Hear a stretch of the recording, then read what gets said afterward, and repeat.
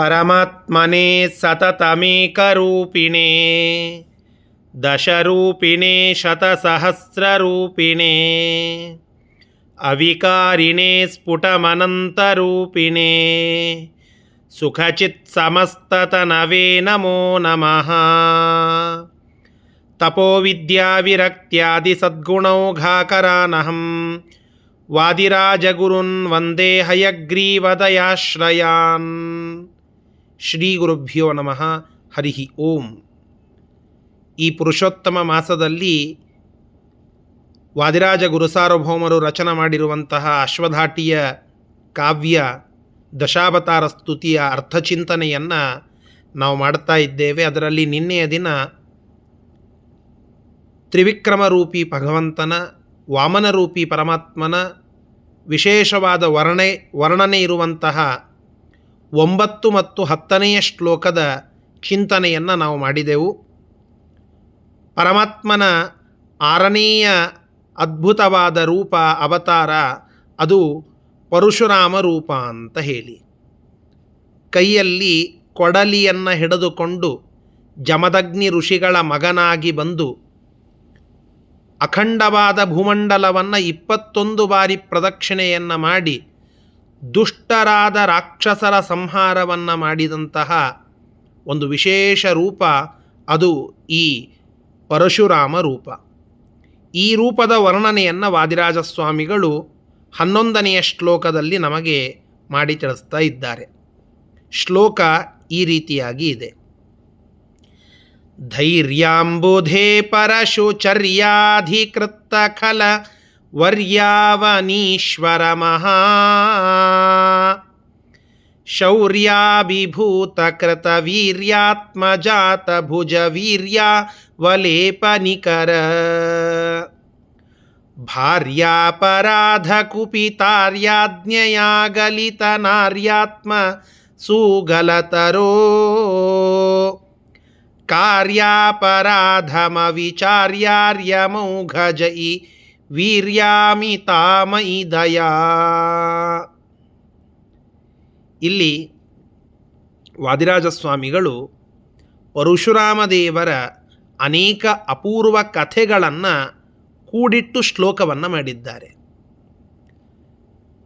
ಪರಶುರಾಮ ದೇವರ ಜನ್ಮ ವೃತ್ತಾಂತವನ್ನು ಪುರಾಣ ಪ್ರಪಂಚ ನಮಗೆ ತಿಳಿಸಿಕೊಡುತ್ತದೆ. ಗಾಧಿ ಅಂತ ಹೇಳಿ ಒಬ್ಬ ರಾಜ, ಅವನ ಮಗಳು ಸತ್ಯವತಿ ಅಂತ ಹೇಳಿ. ಆ ಸತ್ಯವತಿಯ ಗಂಡ ರುಚಿಕ ಅಂತನ್ನುವ ಒಬ್ಬ ದೊಡ್ಡ ಮಹರ್ಷಿ, ಭಾರೀ ತಪಸ್ವಿ. ಆ ರುಚಿಕ ಅನ್ನುವ ಋಷಿಯ ಬಳಿಯಲ್ಲಿ ಸತ್ಯವತಿ ಮತ್ತು ಸತ್ಯವತಿಯ ತಾಯಿ, ಆ ತಾಯಿಗೆ ರಾಜಕುಮಾರನಿರಲಿಲ್ಲ. ಹೀಗಾಗಿ ರಾಜಕುಮಾರನ ಅಪೇಕ್ಷೆಯಿಂದ ಆ ಸತ್ಯವತಿಯ ತಾಯಿ ಮತ್ತು ಸತ್ಯವತಿಗೆ ಒಳ್ಳೆ ಸಂತಾನ ಬೇಕು ಅಂತ ಹೇಳಿ ಇಬ್ಬರೂ ಸೇರಿ ರುಚಿಕ ಅನ್ನುವ ಋಷಿಗೆ ಪ್ರಾರ್ಥನೆ ಮಾಡುತ್ತಾರೆ. ತಾಯಿ ಮತ್ತು ಮಗಳು, ಒಳ್ಳೆ ಸಂತಾನವನ್ನು ನಮಗೆ ಕರುಣಿಸಿ ಅನುಗ್ರಹಿಸಿ ಅಂತ ಹೇಳಿ. ಆಗ ಆ ರುಚಿಕ ಮಹರ್ಷಿ ತಾನು ಒಂದು ಯಜ್ಞವನ್ನು ಮಾಡಿ ಅದರಲ್ಲಿ ಹವಿರ್ಭಾಗವನ್ನು ಮಂತ್ರಿಸಿ, ಆ ಮಂತ್ರಿಸಿದ ಹವಿರ್ಭಾಗವನ್ನು ಆ ತಾಯಿ ಮತ್ತು ಮಗಳಿಗೆ ಒಂದು ಪಾತ್ರೆಗಳಲ್ಲಿ, ಪ್ರತ್ಯೇಕವಾದ ಪಾತ್ರೆಯಲ್ಲಿ ಕೊಡುತ್ತಾನೆ. ಆದರೆ ತಾಯಿ ಮತ್ತು ಮಗಳು ಇಬ್ಬರು ತಮ್ಮ ಪಾತ್ರೆಗಳನ್ನು ಅದಲು ಬದಲು ಮಾಡಿಕೊಂಡು ಆ ಚರುವನ್ನು, ಹವಿರ್ಭಾಗವನ್ನು ಸ್ವೀಕಾರ ಮಾಡುತ್ತಾರೆ. ಹಾಗೆ ಸ್ವೀಕಾರ ಮಾಡಿದಂತಹ ವಿಷಯ ಅದು ರುಚಿಕರಿಗೆ ಗೊತ್ತಾಗ್ತದೆ, ತಿಳಿಯುತ್ತದೆ. ಆಗ ರುಚಿಕರು ಹೇಳುತ್ತಾರೆ, ಇಲ್ಲ, ನಾನು ಗಾಧಿರಾಜನ ಹೆಂಡತಿಗೆ ಒಬ್ಬ ಒಳ್ಳೆ ಪರಾಕ್ರಮಿಯಾದ ಕ್ಷಾತ್ರ ತೇಜಸ್ಸನ್ನು ಹೊಂದಿರುವಂತಹ ಮಗನನ್ನು ಕರುಣಿಸಬೇಕು ಅಂತ ಹೇಳಿ ಅಲ್ಲಿ ಮಂತ್ರಿಸಿದ್ದೆ. ನಿನಗೆ ಒಳ್ಳೆ ಶಾಂತ ಸ್ವರೂಪನಾಗಿರತಕ್ಕಂತಹ ಋಷಿಪುತ್ರ ಜನ್ಮ ತಾಳಲಿ ಅಂತ ಹೇಳಿ ಮಂತ್ರಿಸಿದ್ದೆ. ಈಗ ಅದಲು ಬದಲಾಯಿತಲ್ಲ ಅಂತ ಹೇಳಿ ಮತ್ತೆ ಆ ತಾಯಿ ಮತ್ತು ಮಗಳು ಋಷಿಗಳಿಗೆ ಬೇಡಿಕೊಂಡಾಗ ಅವರು ಹೇಳುತ್ತಾರೆ, ಇಲ್ಲ, ಆ ಚರುಭಾಗ ಅದು ಮಂತ್ರಿಸಿದ ಚರುಭಾಗ, ಅದು ಸುಳ್ಳಾಗುವುದಿಲ್ಲ. ಹೀಗಾಗಿ ನಿನಗೆ ಒಂದು ಇಲ್ಲಿ ವ್ಯವಸ್ಥೆ ಆಗ್ತದೆ. ಏನು ಅಂತಂದರೆ, ಗಾಧಿರಾಜನಿಗೆ ಆಗುವಂತಹ ಮಗ ಅವನು ಮೊದಲಿಗೆ ತುಂಬ ಪರಾಕ್ರಮಿಯಾಗಿ ಕ್ಷಾತ್ರ ತೇಜಸ್ಸನ್ನು ಉಳ್ಳವನಾಗಿಯೇ ಇರ್ತಾನೆ. ಆದರೆ ಮುಂದೆ ಒಬ್ಬ ಶಾಂತ ಋಷಿಯಾಗುವ ವ್ಯವಸ್ಥೆ ಬರ್ತದೆ. ಇನ್ನು ಸತ್ಯವತಿಗೆ ಆಗುವಂತಹ ಮಗು ಈಗ ಅದು ಶಾಂತ ಸ್ವಭಾವದ್ದೇ ಆಗ್ತದೆ. ಆದರೆ ಮೊಮ್ಮಗ, ಅದಕ್ಕೆ ಹುಟ್ಟುವ ಮಗು ಮಾತ್ರ ತುಂಬ ಪರಾಕ್ರಮಿಯಾದ ಧೀರನಾದಂತಹ ಒಬ್ಬ ವ್ಯಕ್ತಿ ಆಗ್ತಾನೆ ಅಂತ ಹೇಳಿ. ಆ ರುಚೀಕ ಋಷಿಗಳ ಮಾತು ಸತ್ಯವಾಯಿತು. ಆ ರುಚೀಕ ಋಷಿಗಳ ಅನುಗ್ರಹದಿಂದ ಸತ್ಯವತಿಗೆ ಒಂದು ಗಂಡು ಸಂತಾನವಾಯಿತು. ಆ ಸಂತಾನವೇ ಜಮದಗ್ನಿ ಎನ್ನುವಂತಹ ಸಪ್ತರ್ಷಿಗಳಲ್ಲಿ ಒಬ್ಬರಾದ ಋಷಿಗಳು. ಗಾಧಿರಾಜನಿಗೆ ಒಂದು ಗಂಡು ಸಂತಾನವಾಯಿತು. ಅವನೇ ಮೊದಲಿಗೆ ಮಹಾಪರಾಕ್ರಮಿಯಾಗಿ ರಾಜನಾಗಿ ಇದ್ದಂತಹ ಕೌಶಿಕ. ಮುಂದೆ ದಿಗ್ಬಲಂ ಕ್ಷತ್ರಿಯ ಬಲಂ ಬ್ರಹ್ಮತೇಜೋ ಬಲಂ ಬಲಂ ಅಂತ ಹೇಳಿ ತಪಸ್ಸಿನಿಂದ ಆ ಬ್ರಹ್ಮತೇಜಸ್ಸನ್ನು ಪಡೆದು ಋಷಿಯಾಗಿ ವಿಶ್ವಾಮಿತ್ರರು ಅಂತ ಪ್ರಖ್ಯಾತರಾಗಿ ಗಾಯತ್ರಿ ಮಂತ್ರವನ್ನು ಜಗತ್ತಿಗೆ ನೀಡಿದಂಥವರು. ಇಂತಹ ಒಂದು ರೋಚಕ ಪ್ರಸಂಗದಲ್ಲಿ ಜಮದಗ್ನಿ ಋಷಿಗಳ ಜನ್ಮವಾಯಿತು ಅಂತ ನಾವು ಕೇಳುತ್ತೇವೆ. ಜಮದಗ್ನಿ ಋಷಿಗಳ ಹೆಂಡತಿ ರೇಣುಕಾದೇವಿ ಅಂತ ಹೇಳಿ. ಆ ಜಮದಗ್ನಿ ಋಷಿಗಳ ಮತ್ತು ರೇಣುಕಾದೇವಿಯ ಪುತ್ರನಾಗಿ ಭಗವಂತ 6ನೆಯ ಬಾರಿ, ಅಂದರೆ ದಶಾವತಾರಗಳಲ್ಲಿ 6ನೆಯ ಅವತಾರವಾಗಿ ಇವರಲ್ಲಿ ಜನ್ಮ ತಾಳುತ್ತಾನೆ. ಅವನೇ ಪರಶುರಾಮ. ಭೃಗುಕುಲದಲ್ಲಿ ಜನ್ಮ ತಾಳಿದ್ದರಿಂದ ಭಾರ್ಗವ ರಾಮ ಅಂತಲೂ ಕೂಡ ಪರಶುರಾಮ ದೇವರಿಗೆ ಹೆಸರು. ಕೈಯಲ್ಲಿ ಪರಶು, ಕೊಡಲಿಯನ್ನು ಹಿಡಿದದ್ದಕ್ಕಾಗಿ ಪರಶುರಾಮ ಅಂತನ್ನುವ ಹೆಸರು ಕೂಡ ಪ್ರಖ್ಯಾತವಾಗಿ ಇರುವಂತಹದ್ದು. ಪರಶುರಾಮ ದೇವರ ಅನೇಕ ಅಪೂರ್ವವಾದ ಕಥೆಗಳು ನಮಗೆ ಭಾಗವತಾದಿಗಳಲ್ಲಿ ಕೇಳಲಿಕ್ಕೆ ಸಿಗ್ತದೆ. ಒಮ್ಮೆ ಜಮದಗ್ನಿ ಋಷಿಗಳ ಹತ್ತಿರದಲ್ಲಿ ಕಾಮಧೇನು ಇತ್ತು. ಬೇಡಿದ್ದನ್ನೆಲ್ಲ ಕೊಡುವಂತಹ ಒಂದು ಹಸು, ದೇವಲೋಕದ ಆಕಳು. ಆ ಕಾಮಧೇನುವನ್ನು ಕೃತವೀರ್ಯ ಎನ್ನುವ ಒಬ್ಬ ರಾಜನ ಮಗ ಕಾರ್ತವೀರ್ಯ ಅರ್ಜುನ ಅಂತ ಹೇಳಿ, ಆ ಕಾರ್ತವೀರ್ಯಾರ್ಜುನ ಅವನು ಆ ಕಾಮಧೇನುವನ್ನು ಜಮದಗ್ನಿ ಋಷಿಗಳ ಆಶ್ರಮದಿಂದ ಬಲಾತ್ಕಾರವಾಗಿ ತೆಗೆದುಕೊಂಡು ಹೋಗ್ತಾನೆ. ಇದನ್ನು ಕೇಳಿ ಜಮದಗ್ನಿ ಋಷಿಗಳ ಮಗನಾದ ಪರಶುರಾಮ ಆ ಕಾರ್ತವೀರ್ಯಾರ್ಜುನನ ಸಂಹಾರವನ್ನು ಮಾಡುತ್ತಾನೆ.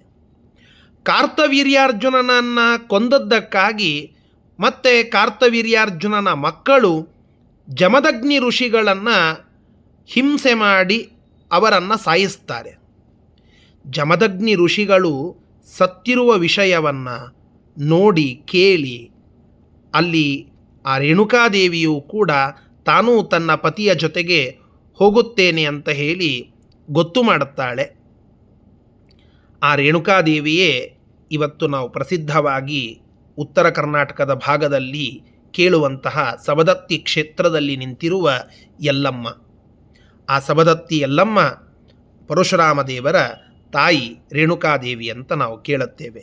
ಅಂತಹ ಆ ರೇಣುಕಾದೇವಿ ತಾಯಿಯ ಆ ಕಷ್ಟ, ತಂದೆ ಹಿಂಸೆಪಟ್ಟು ಸತ್ತದ್ದು, ಇದನ್ನು ನೋಡಿ ಪರಶುರಾಮ ದೇವರು ತಮ್ಮ ಕೊಡಲಿಯನ್ನು ಎತ್ತುತ್ತಾರೆ.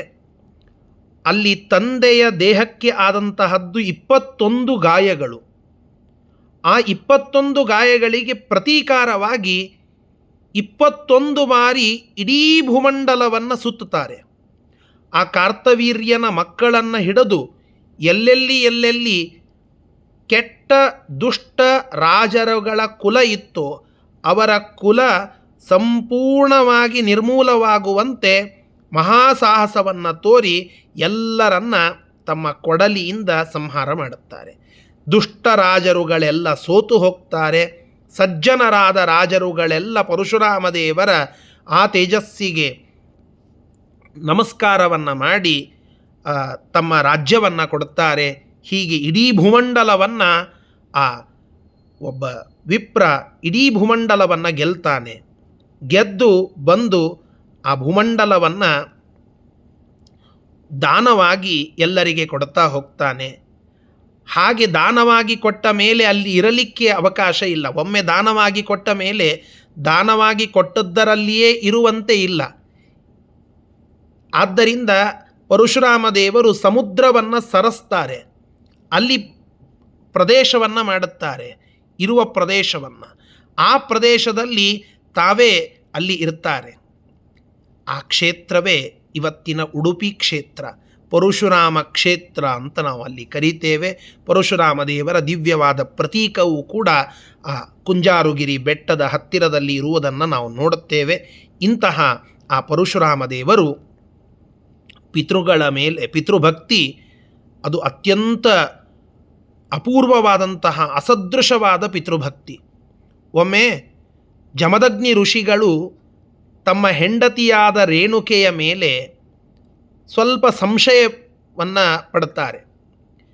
ಅವಳು ನೀರಿಗೆ ಹೋದಂತಹ ಸಂದರ್ಭದಲ್ಲಿ ಗಂಧರ್ವರಾಜನ ವಿಹಾರವನ್ನು ನೋಡುತ್ತಾ ನಿಂತದ್ದನ್ನು ನೋಡಿ ಕುಪಿತರಾಗಿ ಸಂಶಯಪಟ್ಟು ಅಲ್ಲಿ ಆ ಪರಶುರಾಮ ದೇವರಿಗೆ ಆಜ್ಞೆ ಮಾಡುತ್ತಾರೆ, ಇವಳನ್ನು ನೀನು ಸಂಹಾರ ಮಾಡಬೇಕು ಅಂತ ಹೇಳಿ.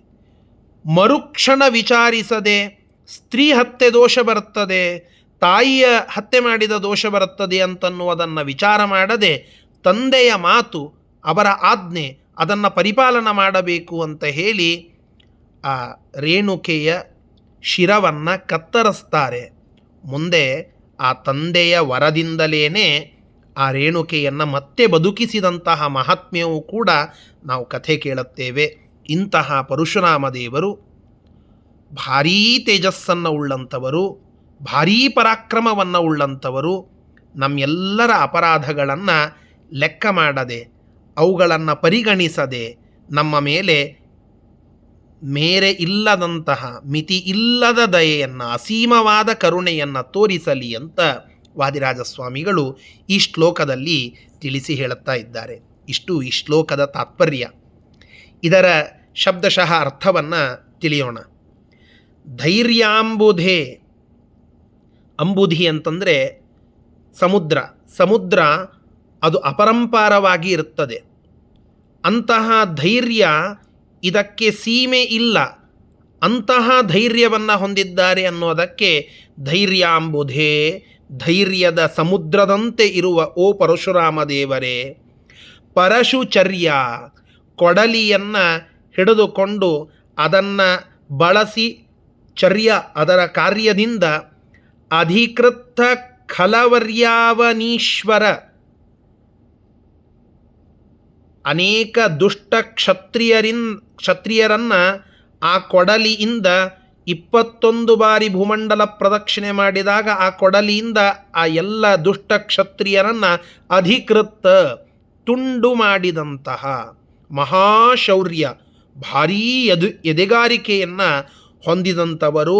ಆ ಶೌರ್ಯದಿಂದ ಅಭಿಭೂತ ಕೃತ ವೀರ್ಯಾತ್ಮ ಜಾತ ಭುಜ ವೀರ್ಯಾವಲೇಪನಿಕರ ಒಂದು ಶಬ್ದ. ಅಲ್ಲಿ ಕೃತವೀರ್ಯ ಎಂಬುವ ರಾಜನ ಆತ್ಮಜಾತ ಮಗ, ಆ ಕೃತವೀರ್ಯನ ಮಗ ಕಾರ್ತವೀರ್ಯ ಅರ್ಜುನ ಅಂತ ಹೇಳಿ, ಅವನ ಭುಜವೀರ್ಯ, ಅವನ ಭುಜಬಲ, ಅದರ ಆ ಭುಜಬಲ ಇದೆ ಅಂತನ್ನೋದಕ್ಕಾಗಿ ಮದೋನ್ಮತ್ತನೇನಾಗಿದ್ನೋ ಆ ಮದವನ್ನು, ಅದರ ಗುಂಪನ್ನು ನಿವಾರಣ ಮಾಡಿದಂತಹ ಅಭಿಭೂತ ಕೃತವೀರ್ಯಾತ್ಮ ಜಾತ ಭುಜ ವೀರ್ಯಾವಲೇಪ ನಿಕರ, ಅದು ಆ ನಿವಾರಣ ಮಾಡಿದಂತಹ ಹೇ ಪರಶುರಾಮ ದೇವರೇ ಅಂತ ಸಂಬೋಧನ. ಭಾರ್ಯಾಪರಾಧಕುಪಿ ತಾರ್ಯಾಜ್ಞೆಯಾಗಲಿತ ನಾರ್ಯಾತ್ಮಸೂಗಲತರೋ. ಭಾರ್ಯಾಪರಾಧ, ಹೆಂಡತಿಯಾದ ರೇಣುಕೆಯ ತಪ್ಪಿನಿಂದ ಕುಪಿತ ಕ್ರುದ್ಧನಾದ ಆರ್ಯಾಜ್ಞೆಯ, ಆರ್ಯ ಅಂದರೆ ದೊಡ್ಡವರು ಅಂತ ಅರ್ಥ, ಇಲ್ಲಿ ತಂದೆ ಅಂತ ತಾತ್ಪರ್ಯ. ತಂದೆಯಾದ ಜಮದಗ್ನಿಗಳ ಆಜ್ಞೆಯ ಮೇರೆಗೆ, ಆಜ್ಞೆಯಂತೆ ಗಲಿತ ನಾರ್ಯಾತ್ಮ ಸೂಗಲತರೋ, ಒಂದು ಮರವನ್ನು ಹೇಗೆ ಕತ್ತರಿಸ್ತಾರೋ, ಒಣಗಿದ ಮರವನ್ನು ಕಡಿದಂತೆ ಕತ್ತರಿಸಿದಂತೆ ಒಬ್ಬ ಹೆಂಗಸಿನ ಹತ್ಯೆ ಮಾಡಿದ ದೋಷ ಬರುತ್ತದೆ, ತಾಯಿಯನ್ನು ಹತ್ಯೆ ಮಾಡಿದ ದೋಷ ಬರುತ್ತದೆ ಅಂತನ್ನುವುದನ್ನು ವಿಚಾರ ಮಾಡದೆ ಪಿತೃಗಳ ಮಾತಿನ ವಾಕ್ಯ, ಆ ವಾಕ್ಯದ ಪರಿಪಾಲನೆ, ಪಿತೃಮಾತಿನ ಪರಿಪಾಲನೆಯನ್ನು ಮಾಡಬೇಕು ಅನ್ನುವ ದೆಸೆಯಲ್ಲಿ ಗಲಿತ ನಾರ್ಯಾತ್ಮ ಸೂಗಲತರು, ಮರವನ್ನು ಕಡದಂತೆ ಆ ರೇಣುಕೆಯ ಕತ್ತನ್ನು ಕತ್ತರಿಸಿದವನೇ. ಮುಂದೆ ಅದನ್ನೇ ಅವರ ವರದಿಂದಲೇ ಬದುಕಿಸಿದ ಮಹಾತ್ಮ್ಯವೂ ಕೂಡ ಇದೆ. ಹೀಗಾಗಿ ಅದನ್ನೂ ಕೂಡ ನಾವು ತಿಳಿದುಕೊಳ್ಳಬೇಕು. ಅರ್ಯಮೌಘ ಜೈ ವೀರ್ಯ, ಅರ್ಯಮನ್ ಅಂತಂದರೆ ಸೂರ್ಯ, ಸಾವಿರಾರು ಸೂರ್ಯರ ಭಾರೀ ಪ್ರಖರವಾದಂತಹ ತೇಜಸ್ಸು, ಅದನ್ನೂ ಮೀರಿಸುವಂತಹ ಪರಾಕ್ರಮತೆ, ಆ ಪರಾಕ್ರಮಶಾಲಿತ, ಇಂತಹ ಧೈರ್ಯ, ಸ್ಥೈರ್ಯ, ವೀರ್ಯ, ಶೌರ್ಯ, ಪರಾಕ್ರಮ ಇವುಗಳನ್ನು ಹೊಂದಿರುವಂತಹ ಪರಶುರಾಮ ದೇವರೇ. ಕೊನೆಯಲ್ಲಿ ಸುಂದರವಾದ ಪ್ರಾರ್ಥನೆಯನ್ನು ವಾದಿರಾಜ ಸ್ವಾಮಿಗಳು ಮಾಡುತ್ತಾರೆ. ಅಪರಾಧಂ ಅವಿಚಾರ್ಯ ಮಯಿ ಅಮಿತಾ ದಯಾ ಕಾರ್ಯ. ನಾನು ಅನೇಕ ತಪ್ಪುಗಳನ್ನು ಮಾಡಿದ್ದೇನೆ, ಆ ತಪ್ಪುಗಳನ್ನೇ ನೀನು ಪರಿಗಣಿಸಿ ಬಿಟ್ಟರೆ ನೀನು ನನ್ನನ್ನು ನೋಡುವುದೂ ಅಶಕ್ಯ.